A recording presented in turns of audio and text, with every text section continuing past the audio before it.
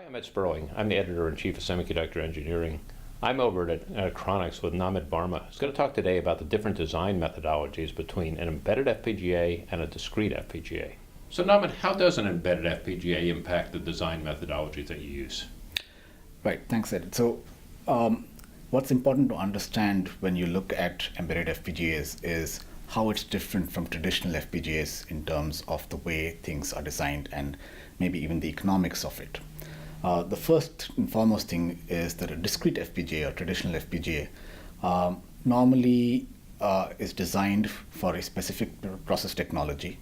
It's designed across a multiple of different parts and is designed for a large revenue, right? So it might last about a year and a half, maybe 2 years of design time, during which multiple products will be created for that process technology. So given that, it makes a lot of sense to do extremely custom and extremely optimized design. But when you look at an embedded FPGA, what you're basically doing is designing as per the customer's requirements. The customer wants a specific foundry, the customer wants a specific process technology, maybe the customer even wants a different metal stack. And as an embedded FPGA IP vendor, we need to be able to service all of those requirements.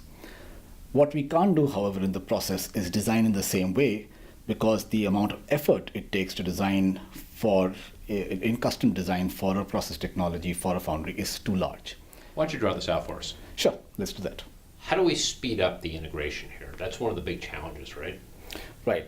So one of the things that we've basically been doing is developing a methodology around a fully standard cell-based implementation.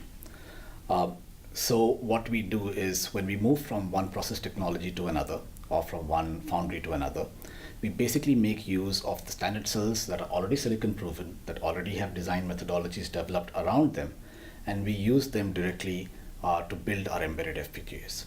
Along with that, we also use the automated place and route tools that enable us to build faster and be able to do quicker turnaround times. The impact of that essentially is that we can go from one foundry to another or from one process technology to another much faster using silicon proven standard cells and using tools that enable us to design 10 to 20x faster than we do through custom methods. This is great. You've got a standard cell approach here, but what's the overhead on this? What do you lose? Sure. Yeah. Also, obviously, it's true. When you gain something like this, there are some losses as well.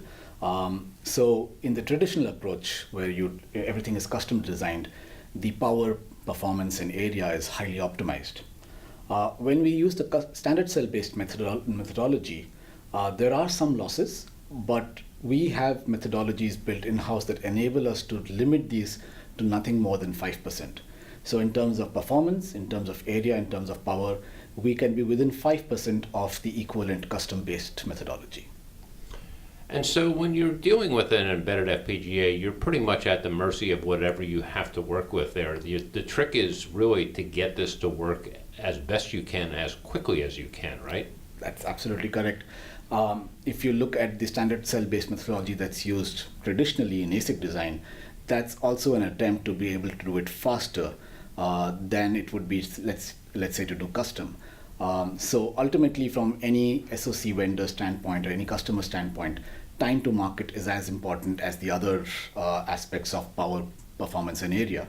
And this enables us to get somewhere very close from a PPA perspective with a much better schedule. And really what you're trying to do is take what you already know as an ASIC designer and move it into the FPGA space, but you're also trying to add that flexibility so there is a trade-off there to some extent, right? Absolutely, yeah. We can offer both options to any customer. They can use the custom approach or they can use our standard cell-based approach. There's a trade-off and it's really up to the customer to choose which one they prefer. But we are basically offering them multiple approaches with multiple advantages in each one of them. Namit Varma, thanks for a very interesting conversation. Thank you, Ed.